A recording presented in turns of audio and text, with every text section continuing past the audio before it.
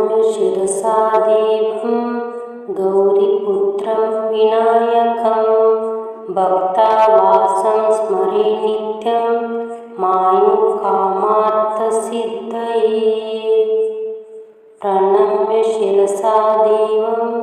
गौरीपुत्रं विनायकं भक्तावासं स्मरे नित्यं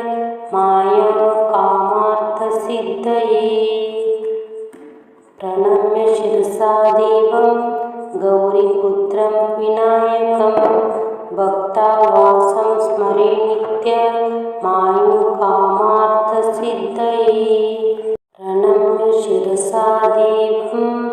गौरीपुत्रं विनायकं भक्तावासं स्मरे नित्यं मायुं कामार्थसिद्धये। प्रणम्य शिरसा देवं गौरीपुत्रं विनायकं भक्तावासं स्मरे नित्यं मायुं कामार्थसिद्धये।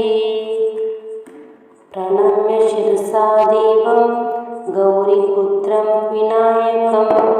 भक्तावासं स्मरे नित्यं मायुं कामार्थसिद्धये।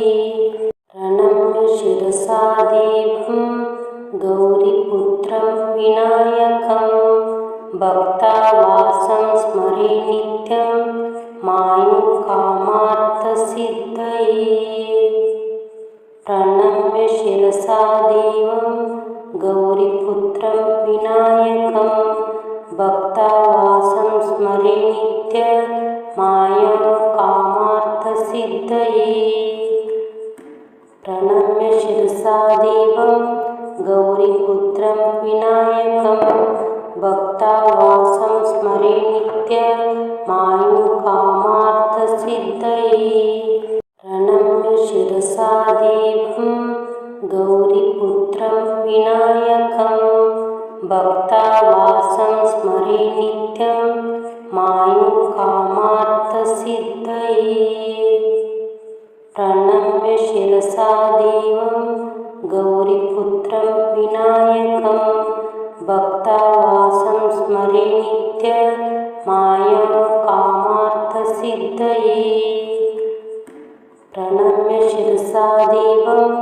गौरीपुत्रं विनायकं भक्तावासं स्मरे नित्यं मायुं कामार्थसिद्धये। प्रणम्य शिरसा देवं गौरीपुत्रं विनायकं भक्तावासं स्मरे नित्यं मायुं कामार्थसिद्धये। प्रणम्य शिरसा देवं गौरीपुत्रं विनायकं भक्तावासं स्मरे नित्यं मायुं कामार्थसिद्धये। प्रणम्य शिरसा देवं गौरीपुत्रं विनायकं भक्तावासं स्मरे नित्यं मायुं कामार्थसिद्धये। प्रणम्य शिरसा देवं गौरीपुत्रं विनायकं भक्तावासं स्मरे नित्यं मायुं कामार्थसिद्धये। प्रणम्य शिरसा देवं गौरीपुत्रं विनायकं भक्तावासं स्मरे नित्यं मायुं कामार्थसिद्धये। प्रणम्य शिरसा देवं गौरीपुत्रं विनायकं भक्तावासं स्मरे नित्यं मायुं कामार्थसिद्धये। प्रणम्य शिरसा देवं गौरीपुत्रं विनायकं भक्तावासं स्मरे नित्यं मायुं कामार्थसिद्धये। प्रणम्य शिरसा देवं गौरीपुत्रं विनायकं भक्तावासं स्मरे नित्यं मायुं कामार्थसिद्धये। प्रणम्य शिरसा देवं गौरीपुत्रं विनायकं भक्तावासं स्मरे नित्यमायुः कामार्थसिद्धये प्रणम्य शिरसा देवं गौरीपुत्रं विनायकं भक्तावासं स्मरे नित्यं मायुः कामार्थसिद्धये प्रणम्य शिरसा देवं गौरीपुत्रं विनायकं भक्तावासं स्मरे नित्यमायुः कामार्थसिद्धये प्रणम्य शिरसा देवं गौरीपुत्रं विनायकं भक्तावासं स्मरे नित्यमायुः कामार्थसिद्धये प्रणम्य शिरसा देवं गौरीपुत्रं विनायकं भक्तावासं स्मरे नित्यं मायुः कामार्थसिद्धये प्रणम्य शिरसा देवं गौरीपुत्रं विनायकं भक्तावासं स्मरे नित्यमायुः कामार्थसिद्धये प्रणम्य शिरसा देवं गौरीपुत्रं विनायकं भक्तावासं स्मरे नित्यमायुः कामार्थसिद्धये प्रणम्य शिरसा देवं गौरीपुत्रं विनायकं भक्तावासं स्मरे नित्यं मायुः कामार्थसिद्धये प्रणम्य शिरसा देवं गौरीपुत्रं विनायकं भक्तावासं स्मरे नित्यमायुः कामार्थसिद्धये प्रणम्य शिरसा देवं गौरीपुत्रं विनायकं भक्तावासं स्मरे नित्यमायुः कामार्थसिद्धये प्रणम्य शिरसा देवं गौरीपुत्रं विनायकं भक्तावासं स्मरे नित्यं मायुः कामार्थसिद्धये प्रणम्य शिरसा देवं गौरीपुत्रं विनायकं भक्तावासं स्मरे नित्यमायुः कामार्थसिद्धये प्रणम्य शिरसा देवं गौरीपुत्रं विनायकं भक्तावासं स्मरे नित्यमायुः कामार्थसिद्धये प्रणम्य शिरसा देवं गौरीपुत्रं विनायकं भक्तावासं स्मरे नित्यं मायुः कामार्थसिद्धये प्रणम्य शिरसा देवं गौरीपुत्रं विनायकं भक्तावासं स्मरे नित्यमायुः कामार्थसिद्धये प्रणम्य शिरसा देवं गौरीपुत्रं विनायकं भक्तावासं स्मरे नित्यमायुः कामार्थसिद्धये प्रणम्य शिरसा देवं गौरीपुत्रं विनायकं भक्तावासं स्मरे नित्यं मायुः कामार्थसिद्धये प्रणम्य शिरसा देवं गौरीपुत्रं विनायकं भक्तावासं स्मरे नित्यमायुः कामार्थसिद्धये प्रणम्य शिरसा देवं गौरीपुत्रं विनायकं भक्तावासं स्मरे नित्यमायुः कामार्थसिद्धये प्रणम्य शिरसा देवं गौरीपुत्रं विनायकं भक्तावासं स्मरे नित्यं मायुः कामार्थसिद्धये प्रणम्य शिरसा देवं गौरीपुत्रं विनायकं भक्तावासं स्मरे नित्यमायुः कामार्थसिद्धये प्रणम्य शिरसा देवं गौरीपुत्रं विनायकं भक्तावासं स्मरे नित्यमायुकामार्थसिद्धये प्रणम्य शिरसा देवं गौरीपुत्रं विनायकं भक्तावासं स्मरे नित्यं मायुकामार्थसिद्धये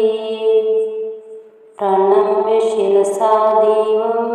गौरीपुत्रं विनायकं भक्तावासं स्मरे नित्यमायुकामार्थसिद्धये प्रणम्य शिरसा देवं गौरीपुत्रं विनायकं भक्तावासं स्मरे नित्यमायुकामार्थसिद्धये प्रणम्य शिरसा देवं गौरीपुत्रं विनायकं भक्तावासं स्मरे नित्यं मायुकामार्थसिद्धये प्रणम्य शिरसा देवं गौरीपुत्रं विनायकं भक्तावासं स्मरे नित्यमायुकामार्थसिद्धये प्रणम्य शिरसा देवं गौरीपुत्रं विनायकं भक्तावासं स्मरे नित्यमायुकामार्थसिद्धये प्रणम्य शिरसा देवं गौरीपुत्रं विनायकं भक्तावासं स्मरे नित्यं मायुकामार्थसिद्धये प्रणम्य शिरसा देवं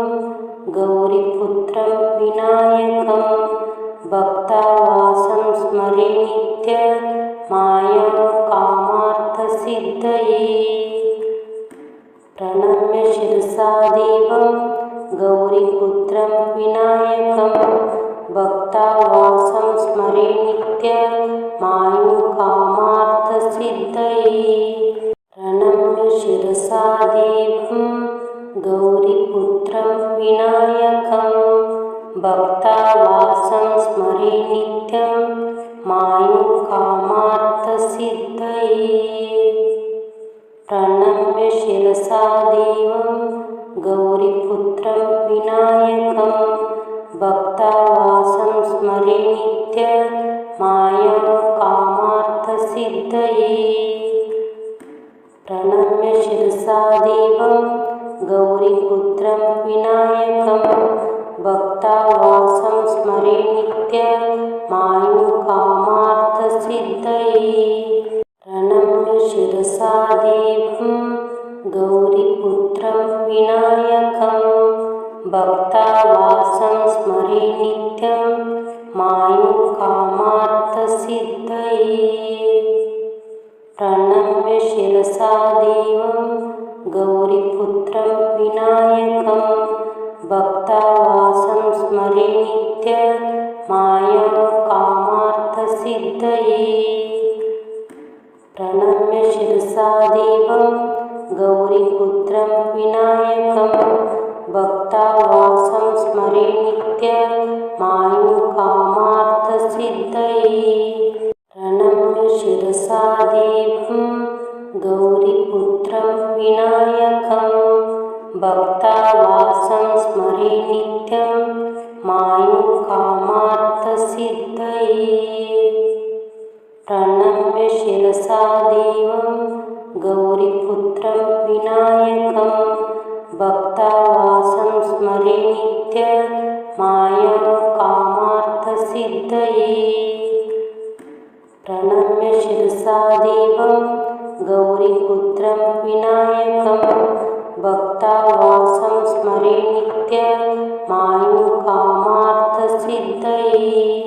प्रणम्य शिरसा देवं गौरीपुत्रं विनायकं भक्तावासं स्मरे नित्यं मायुकामार्थसिद्धये प्रणम्य शिरसा देवं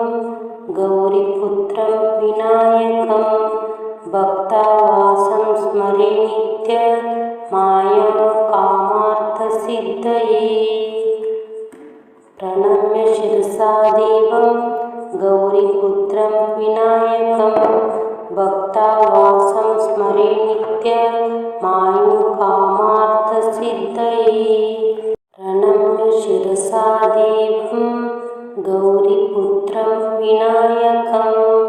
भक्तावासं स्मरे नित्यं मायुकामार्थसिद्धये प्रणम्य शिरसा देवं गौरीपुत्रं विनायकं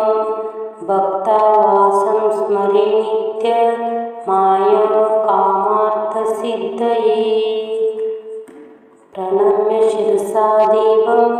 गौरीपुत्रं विनायकं भक्तावासं स्मरे नित्यमायुकामार्थसिद्धये प्रणम्य शिरसा देवं गौरीपुत्रं विनायकं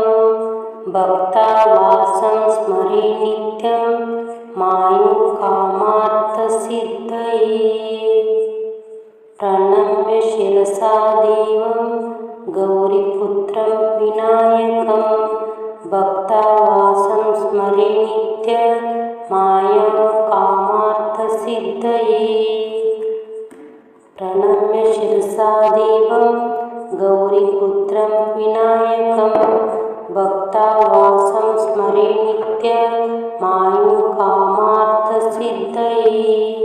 प्रणम्य शिरसा देवं गौरीपुत्रं विनायकं भक्तावासं स्मरे नित्यं मायुकामार्थसिद्धये प्रणम्य शिरसा देवं गौरीपुत्रं विनायकं भक्तावासं स्मरे नित्यमायुकामार्थसिद्धये प्रणम्य शिरसा देवं गौरीपुत्रं विनायकं भक्तावासं स्मरे नित्यमायुकामार्थसिद्धये प्रणम्य शिरसा देवं गौरीपुत्रं विनायकं भक्तावासं स्मरे नित्यं मायुकामार्थसिद्धये प्रणम्य शिरसा देवं गौरीपुत्रं विनायकं भक्तावासं स्मरे नित्यमायुकामार्थसिद्धये प्रणम्य शिरसा देवं गौरीपुत्रं विनायकं भक्तावासं स्मरे नित्यमायुकामार्थसिद्धये प्रणम्य शिरसा देवं गौरीपुत्रं विनायकं भक्तावासं स्मरे नित्यं मायुकामार्थसिद्धये प्रणम्य शिरसा देवं गौरीपुत्रं विनायकं भक्तावासं स्मरे नित्यमायुकामार्थसिद्धये प्रणम्य शिरसा देवं गौरीपुत्रं विनायकं भक्तावासं स्मरे नित्यमायुकामार्थसिद्धये प्रणम्य शिरसा देवं गौरीपुत्रं विनायकं भक्तावासं स्मरे नित्यं मायुकामार्थसिद्धये प्रणम्य शिरसा देवं गौरीपुत्रं विनायकं भक्तावासं स्मरे नित्यमायुकामार्थसिद्धये प्रणम्य शिरसा देवं गौरीपुत्रं विनायकं भक्तावासं स्मरे नित्यमायुकामार्थसिद्धये